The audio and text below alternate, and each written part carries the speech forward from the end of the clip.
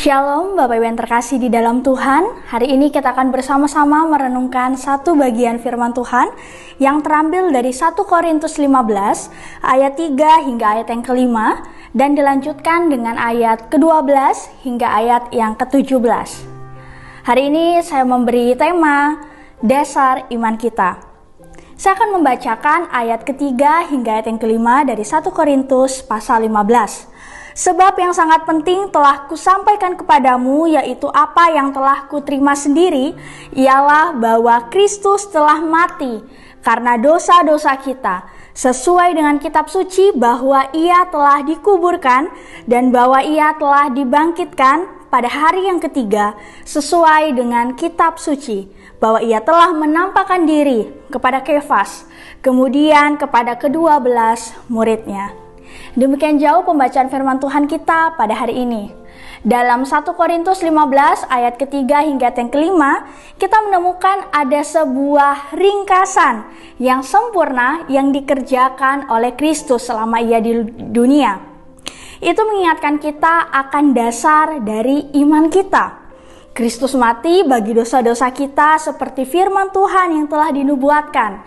Ia dimakamkan, menunjukkan kepada dunia bahwa ia benar-benar meninggal, dan pada hari ketiga, seperti firman yang telah dinubuatkan itu, ia dibangkitkan lagi.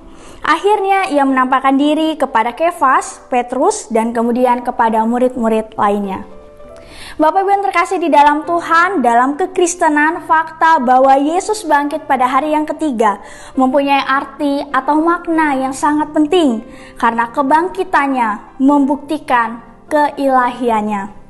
Persoalan yang terjadi di dalam jemaat Korintus adalah mereka percaya bahwa Kristus dibangkitkan dari antara orang mati, tetapi mereka satu sisi sulit untuk mempercayai adanya kebangkitan orang mati. Ya, kita bisa melihat di dalam ayat 12, 13, dan juga ayat yang ke-16. Bagi Paulus, hal tentang ketidakpercayaan ini, secara khusus tentang ketidakpercayaan akan kebangkitan orang mati, yaitu Yesus, itu bukanlah sesuatu hal yang sangat sepele, tetapi hal ini tentunya nanti akan mendistorsi berita kebangkitan Tuhan Yesus. Dengan kalimat yang tegas, Rasul Paulus mengatakan bahwa jika orang mati tidak dibangkitkan, maka marilah kita makan, kita minum, sebab besok kita akan mati. Dengan kata lain bahwa tidak ada perbedaan antara kehidupan orang Kristen dan juga orang yang tidak percaya, karena sama-sama akan mengalami kebinasaan. Jemaat yang terkasih di dalam Tuhan, yang membuat perbedaan yang paling penting adalah adanya kebangkitan Kristus yang menjadi dasar bagi iman percaya kita. Paulus memberikan penegasan kepada mereka bahwa jika Kristus tidak dibangkitkan, maka sia-sialah pemberitaan para rasul dan iman kita. Jika Kristus tidak dibangkitkan, maka kita tetap akan tinggal di dalam dosa. Dan dosa yang membuat manusia semakin terpisah jauh dari Allah, yang membuat manusia pada akhirnya mengalami kematian dan juga kebinasaan. Fakta tentang kebangkitan Kristuslah yang membuat setiap orang percaya akhirnya dibebaskan dari belenggu dosa dan kebinasaan. Kita memiliki sebuah pengharapan yang baru di dalam Tuhan.